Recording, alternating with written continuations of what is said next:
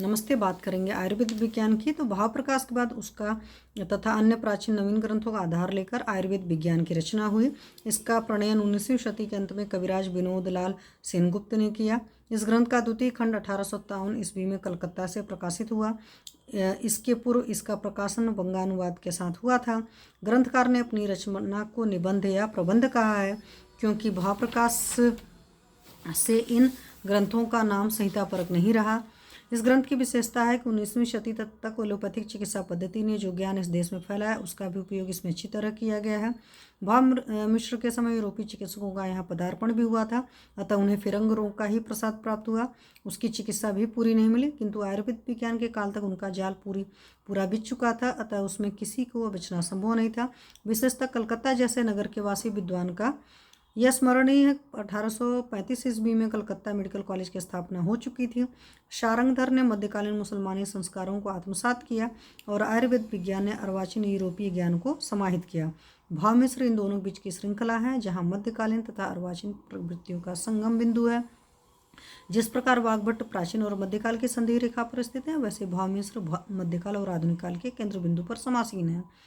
ग्रंथकार ने ग्रंथांत में अपना परिचय देते हुए लिखा है कि उनके पितामह नित्यानंद तथा पिता राजकिशोर थे और वह कलकत्ता के निवासी थे। इन्होंने भेषज रत्नावली, द्रव्याभिधान, आर्यग्रह चिकित्सा प्रभृति ग्रंथों की रचना की। विषय विभाग करेंगे तो आयुर्वेद विज्ञान का विषय 4 स्थानों में विभाजित है। सूत्र स्थान, शारीर स्थान, द्रव्य स्थान, निदान स्थान।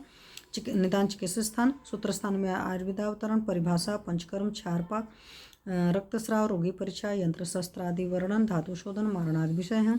शारीर स्थान में शरीर रचना तथा शरीर क्रिया का वर्णन है। द्रव्य स्थान में द्रव्य गुण का विषय है तथा निदान चिकित्सा स्थान में रोगों के निदान एवं चिकित्सा का प्रतिपादन किया गया है। पूरे ग्रंथ में अध्यायों की संख्या निम्नांकित है। सूत्र स्थान 78 चैप्टर, शारीर 15, द्रव्य स्थान 41 अध्याय तथा परिशिष्ट निदान चिकित्सा 82 अध्याय, टोटल 216 अध्याय। इस प्रकार अध्यायों की कुल संख्या 216 है तथा इसके अतिरिक्त द्रव्य स्थान के अंत में एक परिशिष्ट है। आयुर्वेद विज्ञान की विशेषताएं। आयुर्वेद विज्ञान में प्राचीन तथ्यों का संग्रह होने के अतिरिक्त आवश्यकता अनुसार उसका प्रचलित नवीन तथ्यों का भी समावेश किया गया। इस प्रकार आयुर्वेद के भीतर उन्हें आत्मसात कर आयुर्वेदीय रूप देने का प्रयत्न किया गया। इसे संपुष्ट करना तथा भावी पीढ़ी को विश्वास दिलाने की प्राचीन शैली पर गुरु से संवाद भी प्रस्तुत किया गया है। एक स्थल पर आत्रेय और रब्र का संवाद है। रब्र का उपयोग और भी किया गया है। अनेक रोगों के आधुनिक नामों को संस्कृत में अनुदित कर उनका वर्णन किया गया है, किंतु चिकित्सा अधिकांश आयुर्वेदी ही दी गई है। नई पीढ़ी के लिए इस संहिता का संदेश है कि आधुनिक विज्ञान की ज्ञातव्य बातें शारीरिक, द्रव्य गुण आदि की ली जाए। निदान में भी आधुनिक विधियों का सहारा लिया जाए, किंतु रोग की आयुर्वेदिक नाम देकर उनकी चिकित्सा आयुर्वेदिक औषधों से की जाए। यदि अन्य तंत्रों तो कोई उपयोगी औषध हो तो उसे शास्त्र में समाविष्ट कर लिया जाए। इस प्रकार 20वीं शती के लिए यह ग्रंथ पथ प्रदर्शक बना, जिसके आधार पर गणनाथ सेन आदि ने अपनी रचनाएं प्रस्तुत की। कुछ महत्वपूर्ण तथ्यों का विवरण यहाँ प्रस्तुत किया जा रहा है। सूत्र स्थान 44वां अध्याय में योग या सूत्री प्रकरण में 2 प्रकार का ज्ञान बतलाया गया है, अनुमानिक और इंद्रिय। शास्त्र अध्ययन, गुरुपदेश आदि से जो ज्ञान प्राप्त किया जाता है वह अनुमानिक तथा स्वयं जो इंद्रियों से प्रत्यक्ष ज्ञान किया जाता है वो इंद्रिय कहलाता है। वैद्यों को दोनों प्रकार का ज्ञान अर्जित करना चाहिए। केवल अनुमानिक ज्ञान से कर्म में कौशल प्राप्त नहीं होता। विशेषतः शारीरिक विज्ञान, शस्त्र आदि कर्म में तो इंद्रिय ज्ञान नित्यंत आवश्यक है। इसके बिना कभी भी तत्व ज्ञान नहीं हो सकता है। शारीरिक ज्ञान के लिए सच्छोद तथा शस्त्र आदि कर्म के लिए प्रत्यक्ष अभ्यास अवश्य करना चाहिए। नाड़ी परीक्षा के प्रकरण में हृदय से धमनी द्वारा पूरा रक्त संवहन आधुनिक विद्वान सिद्धांत से वर्णित है। नाड़ी स्पंदन की संख्या भी बतलाई गई है। नेत्र परीक्षा में भी आधुनिक तथ्यों का समावेश किया गया है। मूत्रपिंड विकृति के कारण नेत्रवर्त्म शोथ, अहिफेन सेवन के तारका संकोच, धतूर भक्षण से तारका विस्तार आदि बातें कही हैं। हृदय और फुफ्फुस के परीक्षण में अभिघात परीक्षा विधि, परकसन, हृच्छेद, हार्ट साउंड, श्रवण परीक्षा, अस्कल्टेशन आदि का वर्णन किया गया है। श्रवण परीक्षा में श्रवण यंत्र का उपयोग न कर बच्चे पर सीधे कान लगाकर सुनने का विधान है। इसी प्रकार उदर यंत्रों की परीक्षा विधि कही गई है। बाह्य आकृति परीक्षा में भी आधुनिक तथ्यों का समावेश है। यंत्रों तथा शस्त्रों का समुचित वर्णन है। औषध निर्माण के लिए यंत्रों का भी सचित्र वर्णन है। इसके अतिरिक्त धातुओं का शोधन मारण, उपधातुओं का शोधन मारण, पारद संस्कार, उपरस, रत्न तथा विषोपविष का वर्णन विस्तार से किया गया है। कुछ जानता और वानस्पतिक द्रव्यों को शोधन की विधि बतलाई गई है।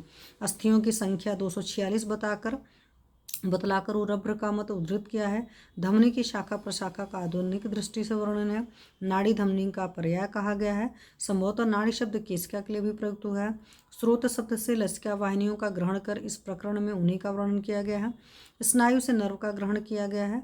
हृदय और फुफ्फुस आदि की रचना का विस्तृत वर्णन किया गया है। अन्न विपाक क्रिया भी आधुनिक रीति से वर्णित है। शारीर स्थान के 13वें अध्याय में मूत्र यंत्र तथा प्रजनन यंत्र का विस्तृत वर्णन है। वृक्क शब्द से किडनी का वर्णन किया गया है। शारीर स्थान 15 में गर्भोत्पत्ति क्रम का विशद विस्तृत वर्णन है। और द्रव्य स्थान में द्रव्यों का वर्गीकरण क्रमानुसार किया गया यथा वृश्च वर्ग, वातग्न वर्ग आदि। संभवतः इसमें भी आधुनिक भेषज विज्ञान के कर्मानुसार वर्गीकरण से लेखक को प्रेरणा मिली होगी। इस प्रकरण में अनेक नवीन द्रव्यों का समावेश किया गया यथा शीत बीज मतलब इसबगोल, अंतमल मतलब अंतमूल, स्वर्णपत्री सनाय, श्याम बीज मतलब काला दाना, पीतमूली रेवंद चीनी, मज्जफल माजू फल, सुरप्रिय शीतल चीनी, शार्दुल कंद वन पलांडू, श्रीवास सार गंधा बिरोजा, पिछला तुखमे बालूंगा, सहासार मुसव्वर, पीवरी उलट कंबल, श्राविका अर्गट, विशल्यकरणी अयापान, समिदा मंजरी गांजा, सुधामूली सालम मिश्री, धूनराज रूमी मस्तकी, अमरवल्ली सालसा, कटुबीरा लाल मिर्चा, महातिक्ता स्मृतिता, श्यामपर्णी चाय, पीत कुष्मांड कोहड़ा, आलू की अरवी। कृतान्नों में चिपटिक शब्द चूड़ा के लिए आया है। तैल वर्ग में अनेक आधुनिक उड़नशील तैलों का वर्णन है था राल तैल, यक्षद्रुम तैल, लवंग तैल, जाति फल तैल, दिप्यक तैल, त्वचा तैल आदि। निकुंभ तैल मतलब जयपाल तैल, खसबीज तैल, पोस्ता दाना तैल तथा वाताद तैल, बादाम तैल का भी वर्णन है। निदान चिकित्सा प्रकरण में भी नवीन विचारों का व आयुर्वेदीकरण विषय को विस्तृत बनाया गया है यथा ज्वर चिकित्सा समाप्त कर पुनः त्रिविध तंत्रोक्त ज्वर चिकित्सा शीर्षक देकर कुछ आधुनिक प्रयोग बतलाए गए हैं। इस प्रकार विसूची की विशेष चिकित्सा में आईफेन, मृत संजीवनी आदि का प्रयोग विहित किया गया। आईफेन अतिसार के लिए अंतिम औषध थी। इसके अतिरिक्त वेदना शमन, मूत्र संग्रहणी, शुक्र स्तंभक आदि के रूप में भी एनफेन का प्रयोग था। उन्माद रोग में पीक मांस खाने का विधान है। आधुनिक हृदरोग का आवरणिक पृथुक आदि नाम से वर्णन है किंतु चिकित्सा में डिजिटल इसका प्रयोग नहीं है। औपसर्गिक में दंश और औपसर्गिक में से क्रमशः फिरंग और पूरी में का वर्णन है। नेत्र रोगों में छेद्य भेद्य आदि के लिए शस्त्र कर्म का विधान है। स्नायुशूल, स्खालित, आगंतुज, पक्षाघाती अनेक नए रोगों का वर्णन किया गया है। स्त्री रोगों में बाधक तथा योसापस्मार विशेष उल्लेखनीय है। विश्व प्रकरण में होम्योपैथी चिकित्सा के सिद्धांत को अपनाया है। मसूरिका अधिकार में चेचक का वर्णन है। मसूरिका की उत्पादन विधि में धेनु स्तन्य मसूरिका शाक्तेय ग्रंथ का श्लोक उद्धृत है। इस प्रकार यथासंभव अर्वाचीन तथ्यों का ग्रहण कर उसे आयुर्वेदिक रूप में प्रस्तुत करने का प्रयास ग्रंथकार ने किया है। अन्य संहितात्मक ग्रंथ क्या है? इस काल में और भी ग्रंथ निर्मित हुए जहाँ यह प्रयत्न किया गया कि एक ही ग्रंथ में सारा आयुर्वेद समाहित हो जाए। विष्णु वासुदेव गुड़ बोले द्वारा निर्घंटु रत्नाकर भी ऐसा ही ग्रंथ है। इसका हिंदी अनुवाद रवि दत्त वैद्यकृत नवल किशोर प्रेस लखनऊ से छपा था। द्वितीय संस्करण 1892 ईस्वी पंडित कृष्ण शास्त्री नवदे द्वारा संपादित मराठी भाषांतर के साथ 1936 ईस्वी में निर्णय सागर से पुनः प्रकाशित हुआ। मुंशी नवल किशोर प्रेस लखनऊ से अमृत सागर अगस्त 1899 में प्रकाशित हुआ। बम्बई से एक ग्रंथ नूतनामृत सागर निकला जो 44 तरंगों में समाप्त हुआ है। इसकी रचना सन 1947 में पूर्ण हुई। यह मुख्यतः भावप्रकाश का आधार लेकर चला।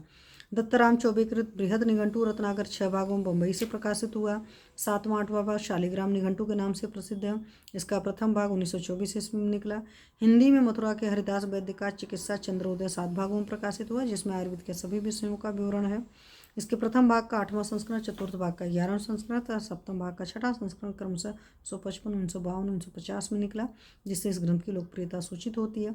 बंगला में इसी प्रकार का ग्रंथ आयुर्वेद संग्रह देवेंद्र नाथ सेन गुप्त एवं उपेंद्र नाथ सेन गुप्त कृत है जो बंगाली कविराजों में अत्यधिक लोकप्रिय हुआ। फिर भी सभी दृष्टियों से विचार करने पर आयुर्वेद विज्ञानम अर्वाचीन काल की अंतिम संहिता मानी जानी चाहिए। Thank you.